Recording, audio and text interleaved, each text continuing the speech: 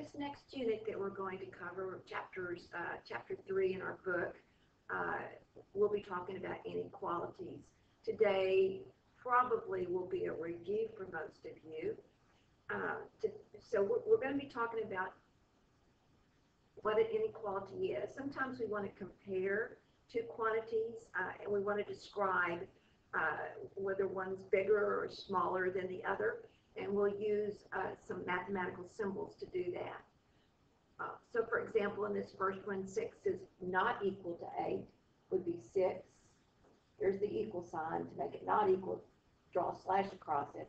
So that would be 6, not equal to 8. If 2 is less than 5, we use this symbol. This one. The 2 is on the small side of 5. Negative 1 is greater than negative 7. So greater than has that shape. Negative 1's on the big side of negative 7. If h is 6 or greater, so I say that h is either equal to 6 or it's greater than 6. So I use a combination of those two symbols. So there's the greater than symbol, and then this line underneath it is like an equal. It's greater than here and equal here. So greater than or equal to 6. 6 right there. If n is 5 or less, then n, and again that's one of those combinations. It's either less than or it's 5 exactly, or it's less than 5. So I use the less than symbol and combine it with the equal to underneath there. So equal to n is 5 or less. 5.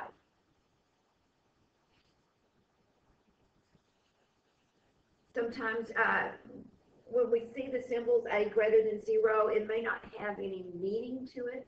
So what we want to do is show it on a number line to indicate what numbers are in the solution set.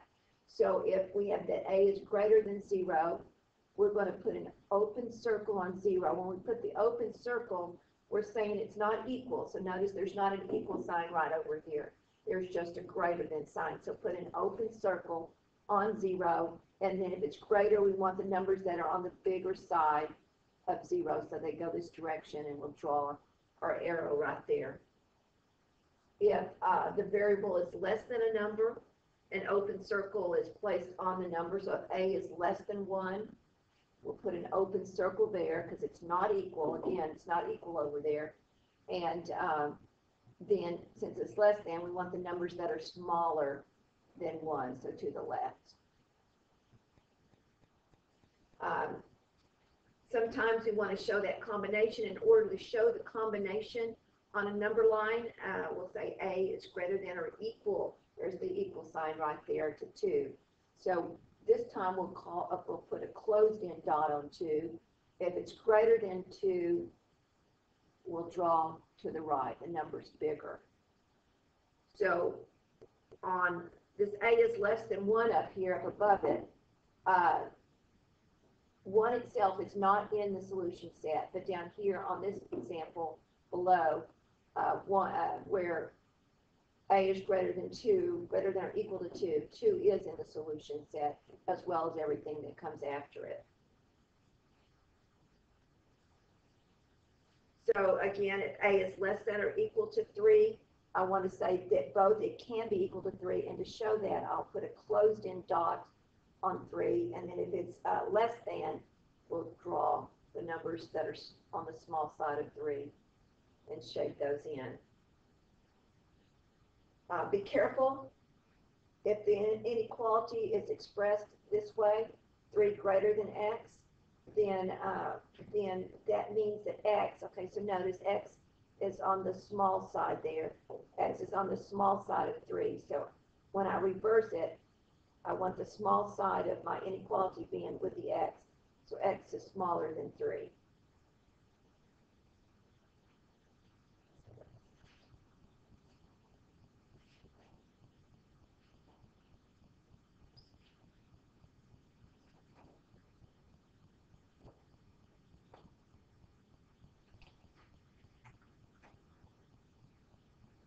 So example 1, you might want to pause the video and try this yourself. So we're just going to grab some inequalities. So I'll do these, put these up there, and you can compare what you thought. A is less than or equal to 4, so it's a closed-in dot on 4, and then everything to the left. And greater than or equal to -3, it's going to be an open dot on -3, and everything to the right. This time I have 3 is greater than k, which is the same as equivalent to k is less than 3. So I'm going to put an open dot on 3 and shade everything to the left. If I have -1 is less than or equal to w, then that would be equivalent to w is, again, it's on the big side, so bigger than or equal to -1. So closed dot on -1 and everything to the right. Example 2, a set of x values is graphed on each number line. Write the inequality represented by each graph. So you should be able to look at an inequality and write, just from looking at the graph, write what that inequality is. So here, the numbers, the solutions are going to be represented by that x, so x, and it's going to the left, so that they're smaller than the answer, and this looks like that's 2. So x is less than 2. It's an open dot, so there's no equal sign along with it. B, this time we go to the right, so all of our answers, all the solutions, x, are going to be bigger than the number on the number line that where it starts, which is, looks like it's -3. It's also a closed-in dot, so it's equal. So x is greater than or equal to -3. C, looks like that's a 1. This time it's to the left, so all the x values are smaller than -1.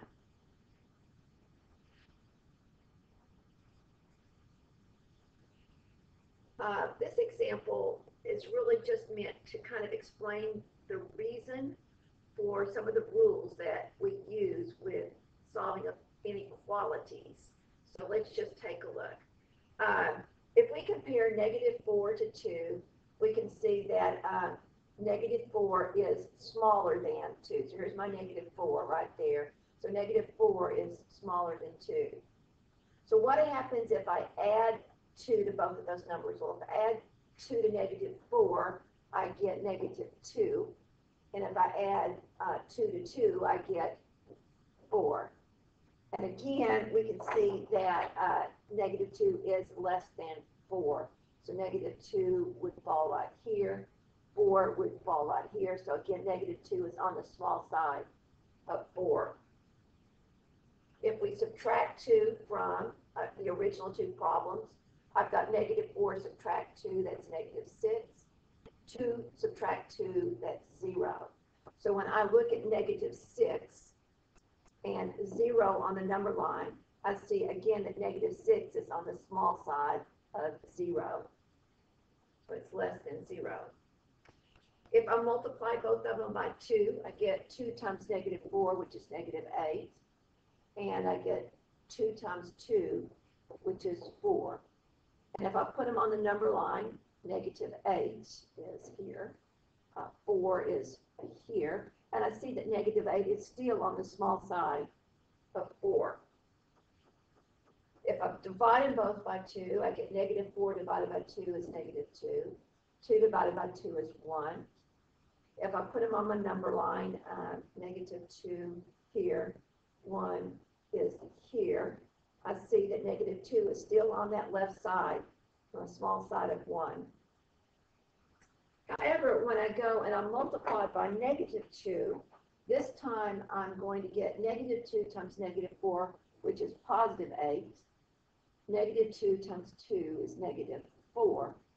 And when I put my 8 on the number line, you see it's over here on the right, all of a sudden I put the -4, and this time the 8 is greater than. So the A is going to be greater than the negative 4. So when I multiply by negative 2, that inequality reversed around. If I divide by negative 2, I'm going to have 4 divided by negative 2 is 2. And 2 divided by negative 2 is negative 1. And if I put them on my number line, again, when I go to put my 2 there it falls right here, and negative 1 here, I see that 2 is also bigger than negative 1. So 2 is on the right or bigger than negative 1. So again, it reversed from the original inequality. If I square both of them, if I take, that was negative 4 and square it, I get 16. And if I square 2, I get 4. And again, 16 is going to be greater than 4.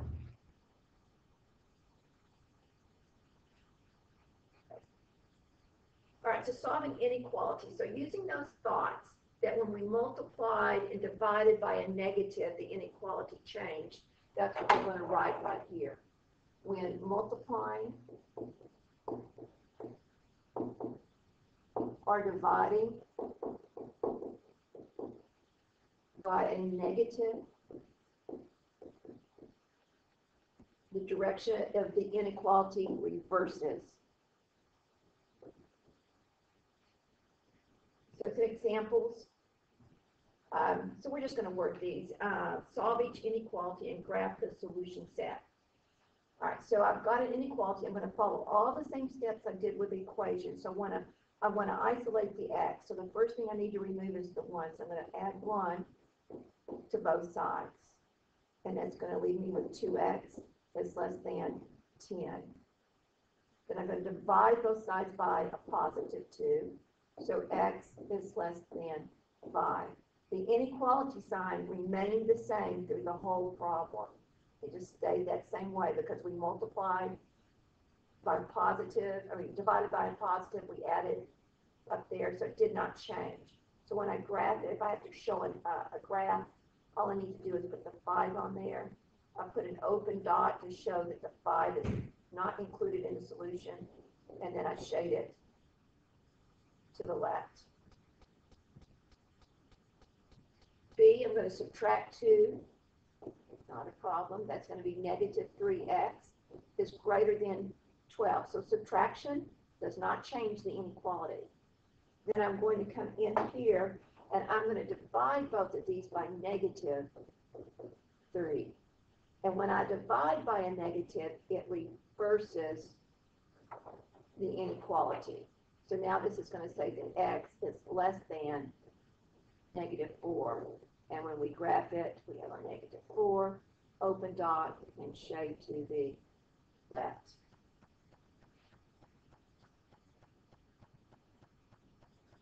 C, first thing I need to do is isolate this x. I'm going to subtract 4 from both sides. So that leaves me with negative x divided by 2 is less than or equal to 1. So it doesn't change anything when I subtract. Then I need to multiply through both sides by negative 2. So when I multiply the left and the right by negative 2, I'm going to come up with cancel x. Because I multiplied by a negative, it's going to reverse the inequality, and then that's negative 2. So when I graph it, I have a negative 2 and everything to the right. Closed in dot, because this time it was equal. So because it was equal, I have the closed in dot for that one. D, first thing I need to isolate, I need to remove the 3. So I need to divide by 3. I'm going to multiply both sides by a positive 3. So no problem to multiply. Cancel. It's going to leave me with 8 minus u is greater than 6. I'm going to subtract 8 from both sides. So that's negative u is greater than negative 2. Then I'm going to divide both sides by a negative 1. That gives me a positive q, and because I'm dividing by a negative, it reverses the inequality. That's a positive 2. So 2, open dot, to the left.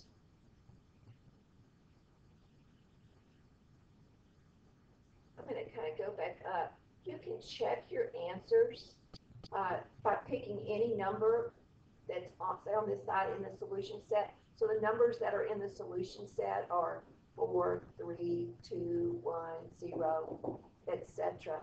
So you might just pick one of them, like the 4, and plug it in and get 2 times 4 minus 1 is less than 9.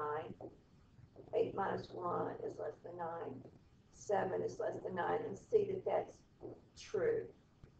So that 4 is indeed in the solution set. It's not perfect, but that's how you would check to see if a number's in that solution set. See if the inequality that you end up with is true. B, I'm going to distribute. So this is going to give me 6 minus 4x is greater than 10 minus 4x. I'll add 4x to both sides, and that leaves me with 6. I'm adding, so it doesn't change the sign, is greater than 10. So you need to ask yourself, is 6 greater than 10? Well, no, it's not. 6 is smaller than 10. So this is never true. So it's never true. You have to think a little bit harder about the inequalities, but that's never true. If it's never true, then there is no solution. So no number will ever check out. F, I have 4y minus 1, subtract y is less than 2y plus 1 plus y. Combined terms here, so we have 4y minus y, that's 3y, minus 1 is less than, add these terms here and here, 3y plus 1. Subtract 3y from both sides. All right, so I'm subtracting, so it's not going to change my inequality, so I'm left with negative 1 is less than 1. Well, that's true. Negative 1 is less than 1, so this is always, doesn't change. It's always true. So if it's always true, then that means that all numbers are going to work, so I'll write all real numbers. So anything I plug into the original equation, whatever I come up with, it will be true. Doesn't matter which number I started with. So one last one here, some fractions. We all love fractions. This has 3 denominators, 6, 4, and a 12. So to simplify this in that first step, I'm going to multiply by the common denominator of 12. So I'm going to say 12 times the left side, so 1/6x plus 3/4 is less than or equal to 12 times the right side, 11/12. I'm going to distribute, so that's going to give me 12 over 1 times 1/6 plus 12 over 1 times 3/4. That's less than or equal to 12 over 1 times 11/12. 6 will go into 12 2 times. That gives me 2 times 1. That's a 2. 4 go into 12 3 times. 3 times 3 is 9. I left off the x, didn't I? There's an x right there, so that's an x right there. Then is less than or equal to, those cancel, 11. So I've multiplied both sides by a 12. It's positive, so my inequality stayed the same. I'm going to subtract 9 from both sides, so I get 2x is less than or equal to 2. Divide both sides by a positive 2, and that gives me x is less than or equal to 1. So my solution would look like 1, closed in dot because it's equal, and then to the left. So there you have it. Here is the assignment. I know 167, that looks like it's a lot, but those are real simple little things. And just to make sure that you really understand inequalities, it should go pretty fast, I think. So good luck, and you're in the book.